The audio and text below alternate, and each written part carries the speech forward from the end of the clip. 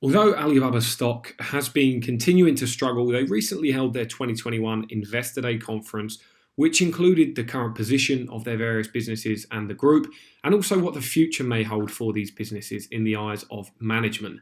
In my opinion, there was a lot of positives to take, some positives that really reinforce the bull thesis for this company, at least in my opinion, and most definitely reinforcing the bull thesis at this stock price. So I thought I would do a quick video updating you all with my thoughts and the progression and future plans of Alibaba. The way we'll break this down is by starting off at a high level, at group level, reviewing group strategy and what I would label as Alibaba's growth algorithm or growth strategy. Then we'll zoom a little bit closer into some of the segmented information, some information we haven't looked at previously, and look at some of the assets within Alibaba I feel aren't getting enough attention at the moment and are being valued correctly at this stock price. And then we'll end just with some concluding thoughts. It isn't probably going to be the balanced review that some of you might be looking for, but this is just meant to be a review of the Investor Day presentation mainly. I've done various videos on Alibaba, so if you're looking for a deeper dive and a balanced review of the entire business and the dynamics of the stock, then please check those out. And so the first thing I would like to look at is, like I say, Alibaba's growth algorithm, right? The three engines that they have. Growth is arguably the most debated subject for Alibaba, other than the China regulations. So it's important we understand how the company intends to grow or how it can grow and what it has done to date. So the base of Alibaba's growth, the first core lever is increasing the customer base. Something that people don't necessarily expect you to do when you have 1 billion customers already. However, I really enjoyed seeing this slide here in the Investor Day because it demonstrates to me a business that is still quite clearly in the growth cycle. That first lever is still being pulled. Yes, they would have had some tailwinds from COVID in acquiring these new users, but customer growth has been very strong for a business that, like I say, already had 1 billion annual customers. They've grown that number close to 20% year over year to 1.23 billion active customers. And the fact they've been acquiring so many new customers shows us that Alibaba is still penetrating even the Chinese market. And we also have the very large untapped international market, mainly Southeast Asia that we see there. And they've been growing into that market as you would expect. And that suggests that the runway for growth for Alibaba is still very clear for now. After all, there is still a population of, say, 400 to 500 million in China who aren't currently using Alibaba, mainly because they're either not online yet or don't have the same access to the level of service as, say, Tier 1 and Tier 2 cities. But that could all change in the near future. And it's changing pretty rapidly as well. As we can see here, the annual active customer penetration in Tier 3 and Tier 4 cities is growing much faster than Tier 1 and Tier 2 cities. And to give a little bit of context to why growing users now is so important to the future is because these 200 million new customers that they have added this year are not going to be that valuable to Alibaba today, as they generally have a lower GMV per user or revenue per user, so it's not that impactful in today's financials. However, as they get familiar with Alibaba and the ecosystem, or even just online retail if they're in Tier 3, Tier 4 cities, or other international areas in Southeast Asia, they should become more valuable to Alibaba in the future and show in the future financials.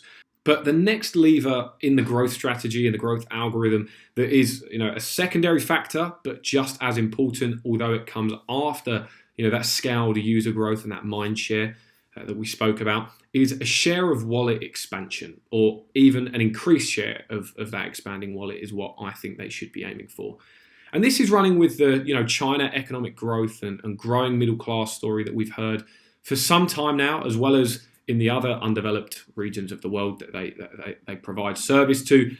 But growing internet economies is a real thing. And the growth story in all of these economies in terms of GDP per capita is real. If we take GDP per capita as our measurement of spending power, in China alone, over the past 2 decades or even the past decade, it's grown at a parabolic rate. And it's also expected, looking forward, to grow to around 17K per capita, $17,500 per capita in China, from around 10,000 to 11,000 today.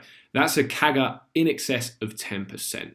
So Alibaba is, I don't want to say relying, but riding this tailwind as they should and investing in technology, logistics, and infrastructure to maintain the dominance required to capture the lion's share of that growing disposable income.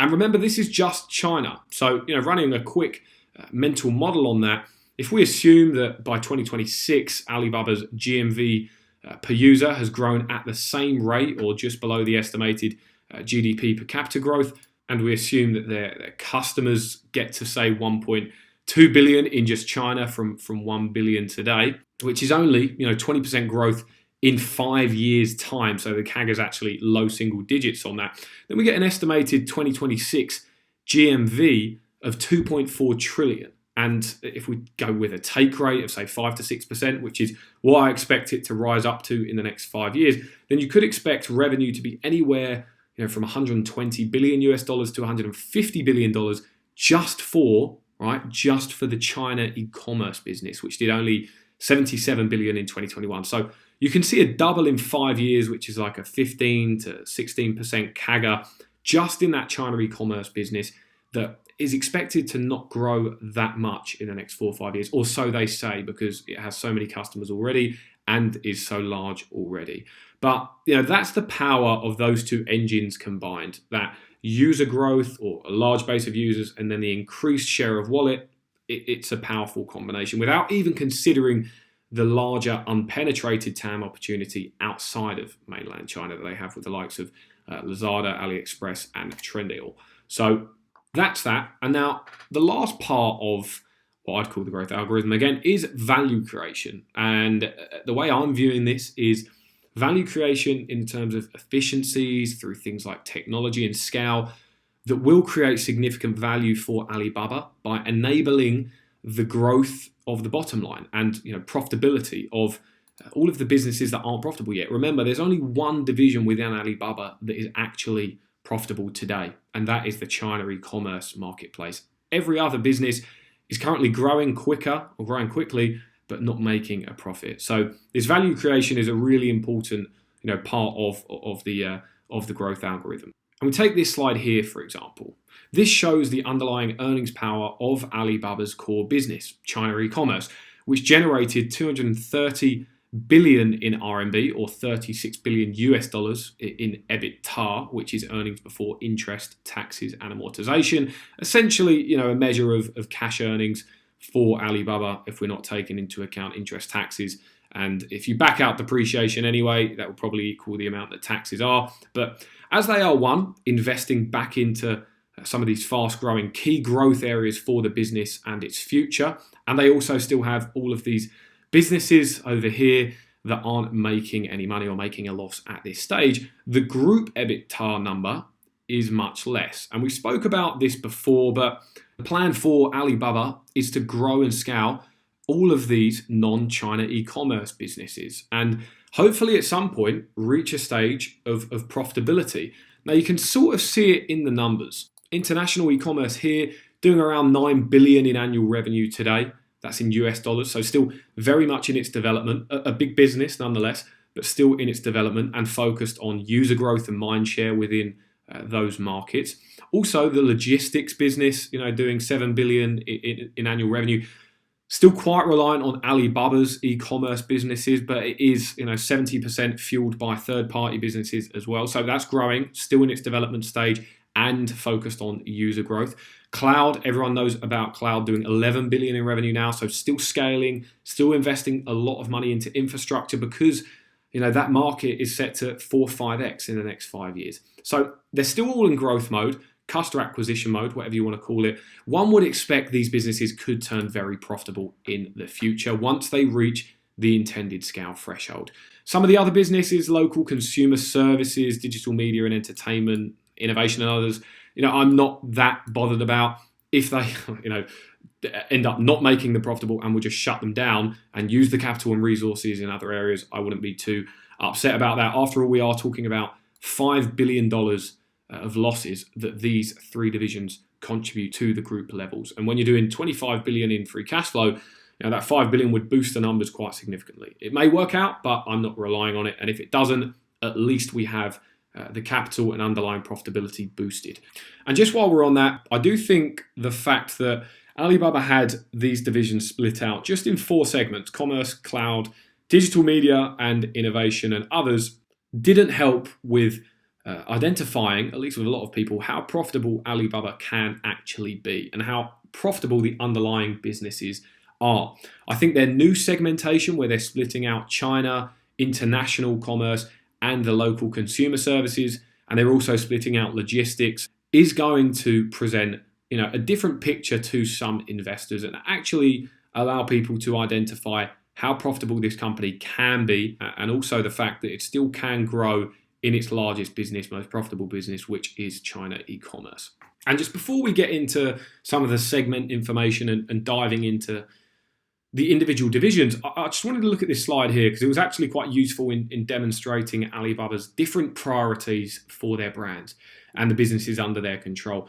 As you can see, the majority of their businesses are either in seed stage, which is focused on user growth, mind share, things like that, or traction stage, which is focused on market share and transaction scale and user scale as well. So only Taobao and probably Tmall are in the stage of focusing on profitability, monetization, value add, and efficiency. After all, when you look at the potential that all of these businesses have in terms of the addressable markets, why wouldn't you take this approach? Just looking at this slide, we can see in international e-commerce, 1.2 billion potential customers versus 285 million at the moment. Logistics or China is a slither of the addressable market, even in just China, but offers one of the best logistics propositions.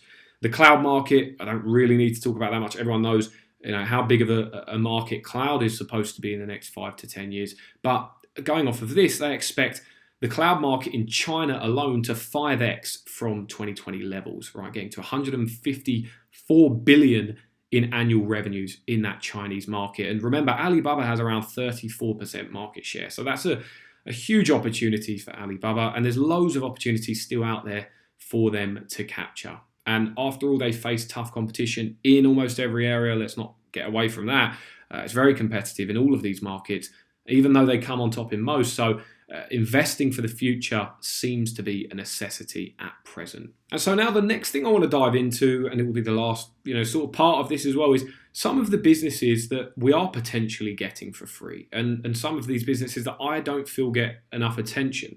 And we'll explore what sort of value potentially lies within them, because actually I think some of these businesses, if they were listed individually, would get a very large market value, a lot more than how they're probably being valued within Alibaba at the moment. And the first being international e-commerce. You may or may not have known, but Alibaba's international e-commerce platform is actually the 6th largest e-commerce platform in the world by GMV today, and does $9 billion in revenue annually, and is also growing at a 45% CAGR.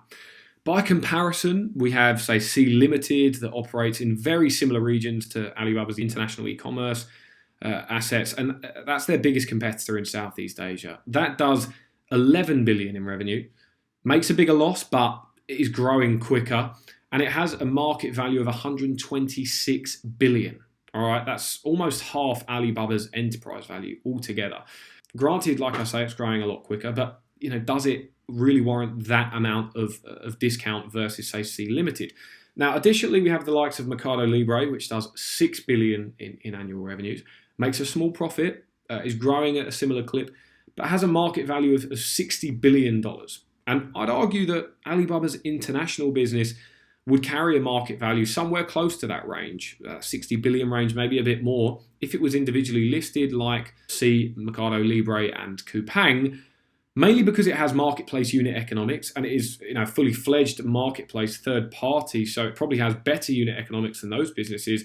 So that's just something to think about, how that could be perceived as having some really hidden value. The next segment is cloud, and Alibaba is obviously leading the race for cloud domination in China. We know that. It's the largest cloud provider in China and Asia, and it's also been ranked number 1 versus the likes of Amazon's AWS, Microsoft Azure, Google Cloud, and others in terms of the best cloud performance, done by a company called Gartner, who apparently a lot of people pay attention to with this sort of information. So that's something to take from that.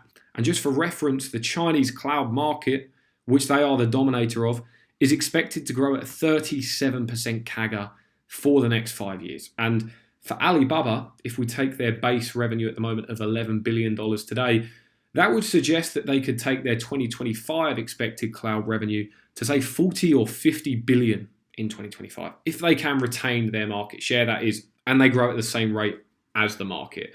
Now, you have to ask yourself, what type of value would you assign to that cloud business? If it was listed individually, 40 or 50 billion or 42, 50 billion in revenue, we've seen how profitable cloud is for the likes of AWS and Azure, now that they've reached a critical mass and they're leveraging all the infrastructure spend they've done. So if Ali Cloud reaches a similar stage 5 years down the line, I'd argue that's a very valuable business today. And so that is mostly what I wanted to cover in this video, guys, just going through the Investor Day presentation, what I took as positives from the Investor Day presentation, some of the new information that I've been looking at. If you are an investor in Alibaba or even interested, I would suggest going and checking out the presentations that the management done, and also the webcast that they done as well. There was a lot of positives to take from it. Obviously, there was some negatives as well, or some things that I'm uncertain about. Investing isn't that easy and business isn't that easy. But away from that, I have done various valuations and scenarios on Alibaba. If you want to know how I got to my fair value, if you want to plug in your own assumptions and use my templates, as well as look at various other businesses I've valued, you can do so by going and checking out the Patreon, seeing what other benefits we have on there as well. We have plenty of benefits there, and it also mainly supports the channel on YouTube here and future videos. So check that out if you're interested. Leave a comment, let me know what you think of the Investor Day presentation and Alibaba in general. Apart from that, guys, leave a like on the video, please. Subscribe to the channel if you're new around here, and I will see you all in the next video.